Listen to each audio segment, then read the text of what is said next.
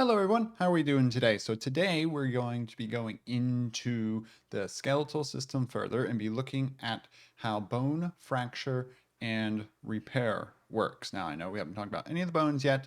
We just got done going over all the different markings and bone structure, but now a little bit more about the physiology of bones, how they break, how they repair, and things like that.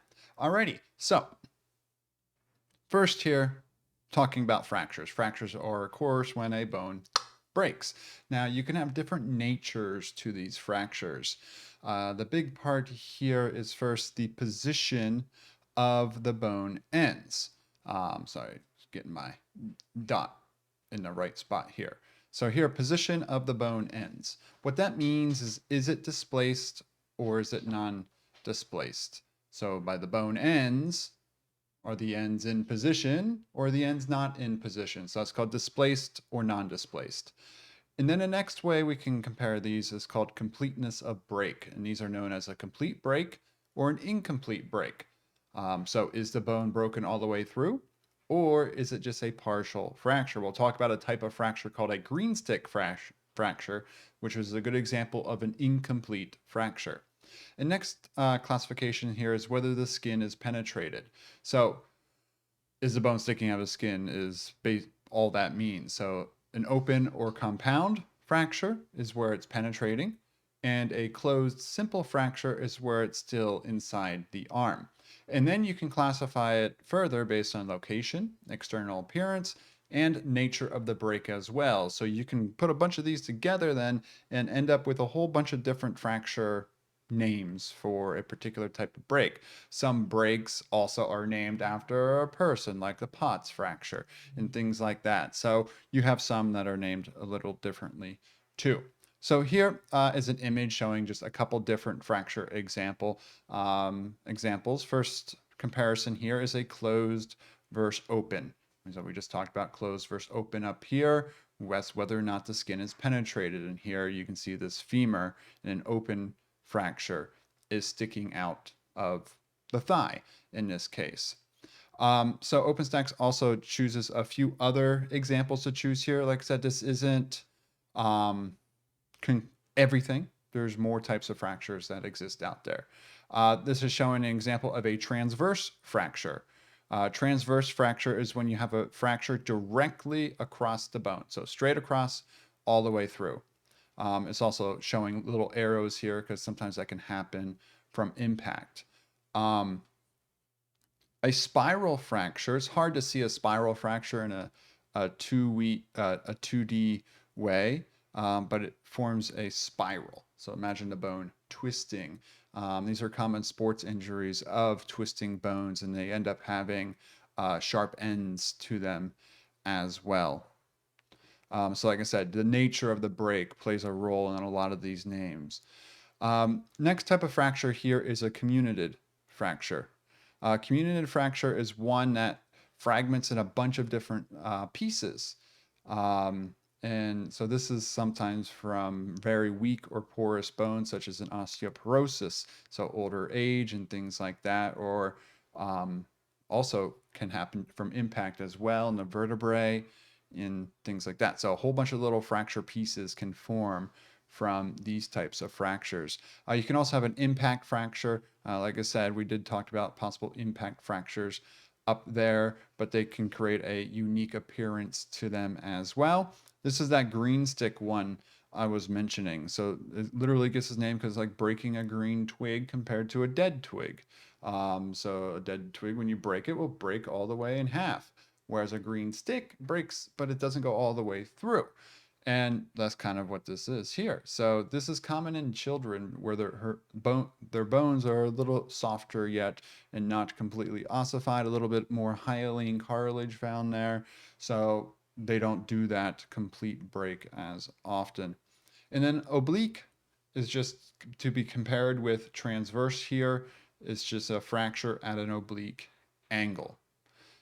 So like I said, these are just a couple different fracture types. It's not all the fracture types, so just note that there are more out there, and you could come across some when looking at fractures. Now, when you treat a fracture, if you've ever had a broken bone, I broke my bone before, broke my right radius here, and it wasn't It was just a simple fracture. It was complete though. And they put my fingers in this little device, put some weights on my biceps right here. Physician put one hand here, and went back in place. What that's called is a closed reduction.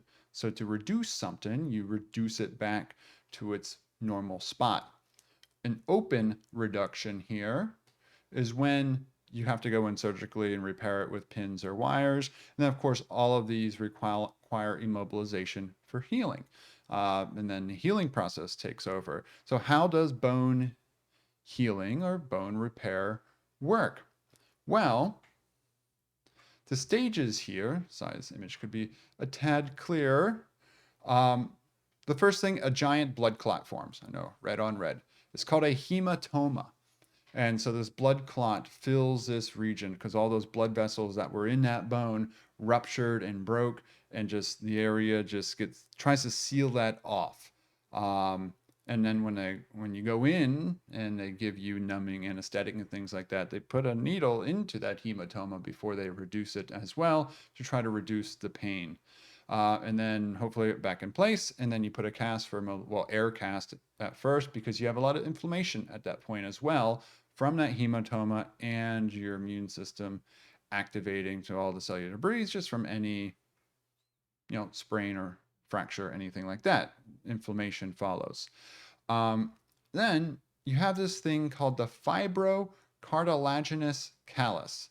Here they call it the internal and external calli. Calli is plural, callus is singular. So an internal and external callus.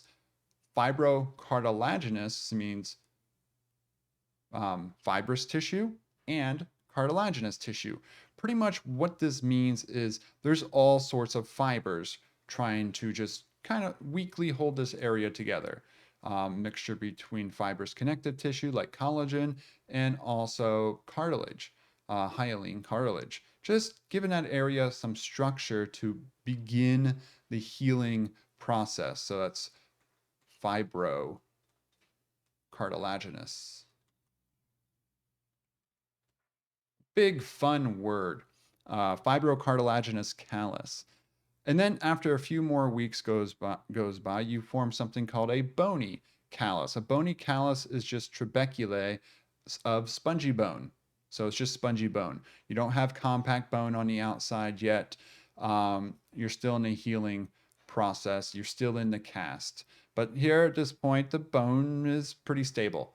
If you remove the cast at this point, it's probably not a good idea. And then between here and here, it takes a couple months for then compact bone to be then laid back down the outside of the spongy bone in the middle. Bone remodeling takes place where that area is sensing more pressure. You'll get more bone deposit there, and you'll get compact bone. And at the end of it, after a few months, that bone is as strong as it was then as at the start. So it's really amazing that these bones, being these very hard, dense structures, can repair and heal themselves so efficiently. But that's all I have today to go over. A short little video here. If you have questions, definitely let me know. If not, I'll see you in the next one. All right. Have a great day, everyone. Bye bye.